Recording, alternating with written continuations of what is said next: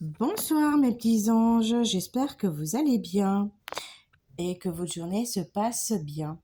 Je voulais revenir vers vous en vous parlant un petit peu de l'enfant intérieur.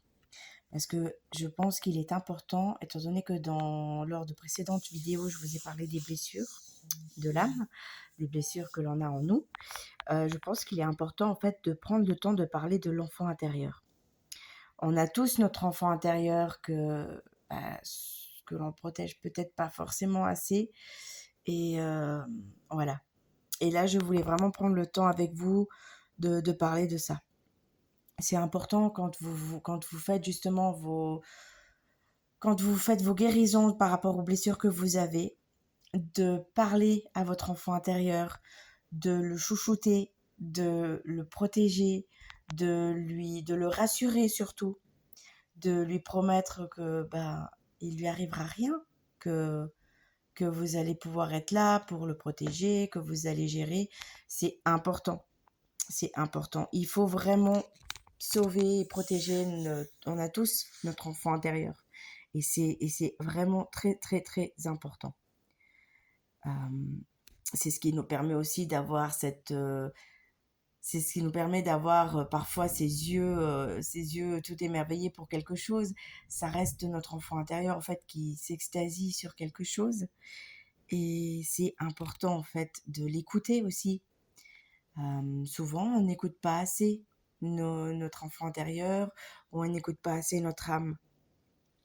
Et sincèrement, il faut vraiment prendre le temps. Euh, Souvent, lors de mes consultations ou lors de consultations auprès d'autres thérapeutes, euh, on vous parle souvent de votre enfant intérieur en vous demandant mais comment est-ce qu'il se sent, qu'est-ce qu'il veut, qu'est-ce qu'il dit, qu'est-ce qui se passe. Et bien c'est ça. Il faut vraiment faire attention. Il faut vraiment que l'on soit en harmonie complète. C'est important. Il faut le protéger, le chouchouter, le rassurer un max. Euh, Ça permet aussi d'être beaucoup plus serein après. Ça permet aussi d'avancer aussi justement. Euh, Ça permet vraiment d'être en harmonie complète et équilibrée, que ce soit d'un point de vue égo et d'un point de vue âme. Vous avez vraiment le parfait équilibre après entre les deux. Mais c'est vraiment important de bien s'en occuper. Et c'est pour ça qu'il faut vraiment, quand vous avez l'occasion, faites des soins, que ce soit d'un point de vue énergétique, que ce soit d'un point de vue physique, faites des soins. Ça peut vous faire vraiment que du bien. Faites des méditations. Parlez à votre enfant intérieur. Souvent, on l'écoute pas. Souvent, on l'écoute pas. Moi, ça m'arrive aussi de ne pas l'écouter. Mais c'est important en fait. Parce que je sais que quand je n'écoute pas mon enfant intérieur, je suis pas très en phase après avec moi-même, hein. Ça m'arrive, hein, comme tout le monde, hein. J'ai mes jours à moi où je suis complètement aussi, perdue, HS, enfin voilà, comme tout le monde, hein.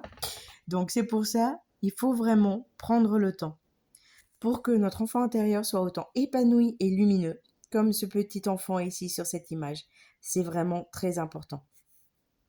Parce que d'une fois que notre enfant intérieur est bien, et que l'on est en équilibre complète avec notre âme et notre ego, mais qu'est-ce qu'on est lumineux et qu'est-ce qu'on avance dans le bon. C'est ça qui est génial. Voilà. Sur ce, mes petits amours, je ne vais pas vous déranger plus longtemps. Je vous souhaite une belle fin de journée. Je vous dis à très vite. Bisous, bisous.